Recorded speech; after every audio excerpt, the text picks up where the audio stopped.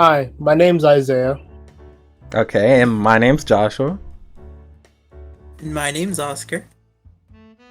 And the book that we read was Slaughterhouse-Five by Kurt Vonnegut. Okay, we're gonna start off with a brief summary of the book, and then we can go into the more in-depth stuff about it. The main character, Billy Pilgrim, grew up in New York and went to school at Cornell for a brief time until he was drafted into World War II. He fought in the Battle of the Bulge and was captured by the enemy and became a prisoner of war in Dresden. Allied forces carpet bombed the city and killed 130,000 people later. He survives because the POWs were kept in the slaughterhouse deep underground. After coming home from the war, he marries a wealthy woman named Valencia, whose father helps him begin his optometry business. Then he is abducted by the Tralfamadorians, who put him in a zoo in a different world and teach him how they interpret time. When he returns to Earth, he goes to an optometrist convention, but his plane crashes into a mountain and he is the only survivor. He sustains severe brain injuries and has surgery performed on him. On her way to visit him, Valencia dies in a car crash. Later in the story, he decides to spread the word of the Tralfamadorians, so he goes on a radio show to prove that time is not continuous, as he predicts his death, and years later, he is proven correct once he's assassinated by someone seeking vengeance from the war. Okay, so basically, his explanation just sounds basically like a normal plot, right? Billy, he lives his life through the war, meets aliens, and then ends up dying. It's pretty free flow, makes sense. But the book is actually a lot more confusing than that. The plot he just gave was actually the story of Billy's life, rather than the actual plot of the book. Because just like how the Tralfamadorians said that life is just one continuous strip, or at least it's different and you jump around instead of life going on, chronologically. It follows that, the book actually follows that pretty well, since it's actually jumping from part to part to part inside Billy's life. So, just for an example, his daughter scolds him for being crazy after he gets back from the war, but that's actually at the beginning of the book. So, as we said, it jumps back and forth, so you have to sort of piece his life together on your own, and it leads to a pretty confusing book overall. I don't know if you guys think it's confusing, but it's at least more confusing than a normal book. Yeah, it was definitely confusing, and I think that's what Kurt Vonnegut wanted to go for, because he figures that the normal way of telling a story, from beginning, middle, and end, is played out and wouldn't fit the narrative, and doesn't paint the picture that he wanted to paint with this particular story. So he wanted something as convoluted as possible. So he added a time travel or a time skipped element to it. Yeah, I completely agree. He really was trying to make it confusing because he didn't want the reader to come to such an easy conclusion. He didn't want them to just feel like they were reading something preachy. So because it's a wartime novel, an anti-war novel at that, he wanted them to actually think about everything that's going on in the book and come to a conclusion that war is actually harmful to people. Yeah, and he doesn't just want to come out and say war is bad, because it's a lot more complex than that. There's a lot of nuances behind it, and a lot of stuff just goes into it. War doesn't make any sense, just like this book doesn't make any sense. 100%. Yeah. Actually, that completely reminds me of a part at the end of the book. You guys remember Pootie Wheat? It's weird to say, but it was just this thing that a bird said. It was after the destruction of Dresden, and it just said Pootie Wheat. And do you guys know what that means? I don't think anybody knows what that means. Yeah, it makes no sense. He said, he brought it up at the beginning of the book too. He was like, that's how the book is gonna end. And right. that was he said actually the last sentence. I completely forgot. So I thought it would be a lot more like I thought he would have added context throughout the book, like but no, meaning. it was just it just came out. stayed no meaning. And Yeah, it doesn't make any sense. Which ironically gave it meaning. That's exactly what he was going for. It had no meaning, and that's exactly what he's trying to get across rather.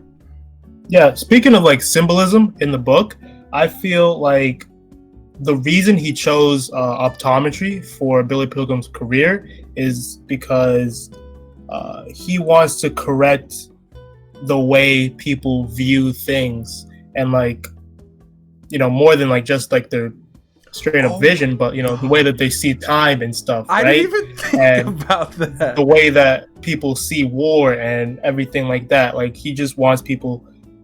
Billy Pilgrim is supposed to, you know, correct your vision and like the way you view the world. Yeah. Right. He even did that in like the book, right? Like how he wanted people to come to understanding of the Tralfamadorians, and that their way is just how life is, and you know, you shouldn't be focusing on end goal or like what's next, and you should just focus on, you know, living life. Every like mention of death, the phrase "so it goes" comes up. Like how it's like just a phrase with no meaning, kind of. It's kind of. It's basically, you know, it's an odd way to think about death, right? It's like, okay, whatever. That's basically what it's saying. But, you know, for normal people, death is a huge issue. And, you know, once you die, it's over. But for him, it's like, whatever, because you'll live in another part. It's a big phrase in like Tralfamador because, you know, when somebody dies, they're not like dead forever. They're just dead in that moment. But there's like a whole bunch of other moments where they are alive, and they just tend not to focus on that moment. That's just happens to be the moment where he dies. They just can focus on like a birthday party of his or whatever. Yeah, so it's not really important. And also, it really adds to like the theme of absurdism. You know, the philosophy where humans feel alien in a universe that has no meaning, just like Billy Pilgrim is literally uprooted from time by aliens who feel as though nothing has any meaning, right? You know what I mean? So this book, I feel like Kurt Vonnegut is trying to describe absurdism also, like while making something about like what absurdism. Yeah, got it. So it's just like a type of philosophy, right? Where it's an attempt to explain like the meaning of life, right?